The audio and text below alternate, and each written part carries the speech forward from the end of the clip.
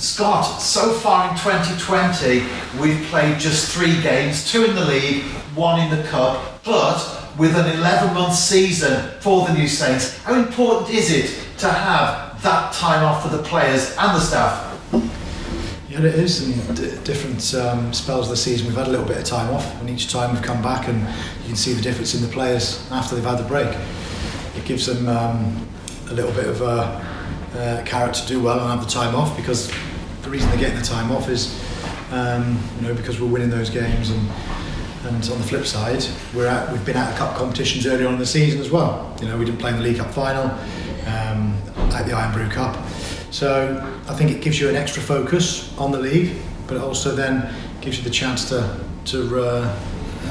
recharge the batteries and to remain focused for these 10 games of the season last time.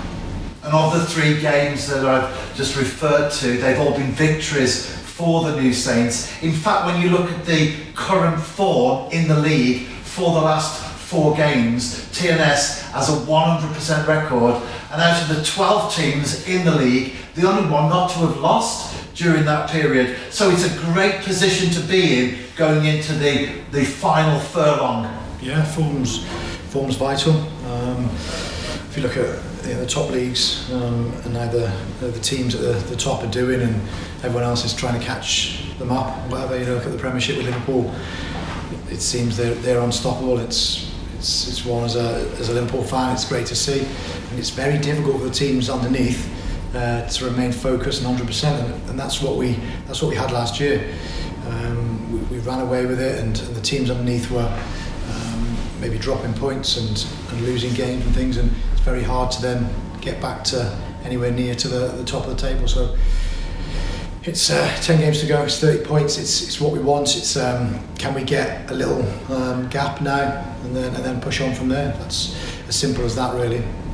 And going into the second phase, or the Championship Conference as it's known officially, to be playing the 6th place team at home, there's no easy game on paper, but that is as good as it gets. Yeah, home tie for your first game is important. Like we say, home games take care of themselves. Away games, it's supposed to be a little bit more tricky, but this season we've done quite well away from home as well. So first game against Newtown, they've proved to be difficult in the past. This season and last season we've had good results against them, and we mustn't just think that that's going to come again. They're in the top 6 now, and they're by the skin of their teeth. Obviously they got there, didn't they? Which was good for them, but they're going to be looking here and not to get beaten.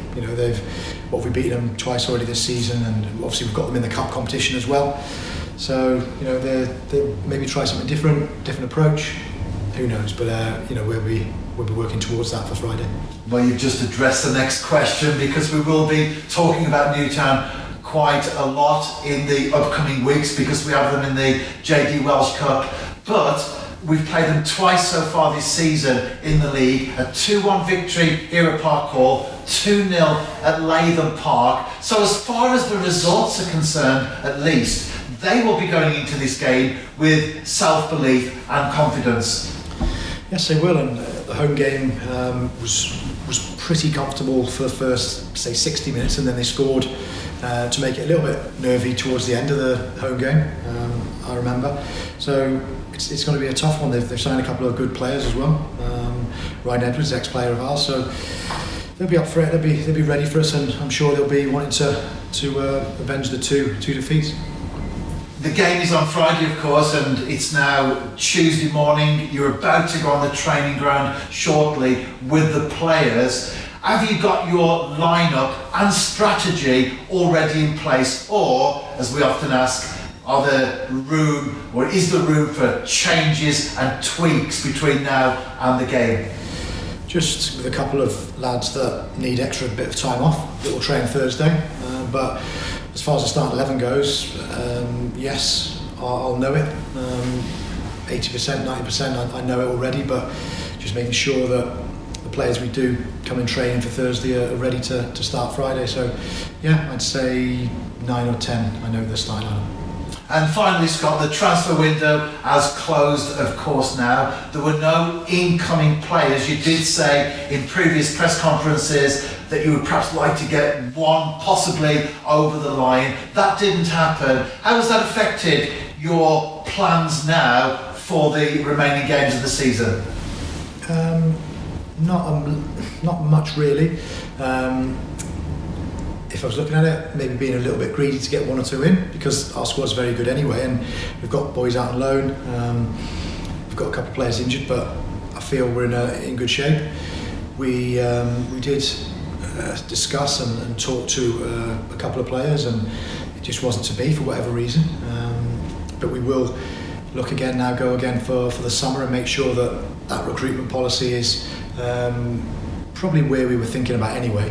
But January is a difficult time. Chairmen don't like their players going for nothing or very little, and that was the way it ended up. But I'm not disappointed one bit, because I know that we've got other players to come in if needed for injuries, suspensions, and obviously we've got somebody on loan that I can bring back and who's doing very well at the moment, that could go straight to the team. So I think we've got all options covered, and I'm happy with, certainly very happy with the squad we've got at the moment.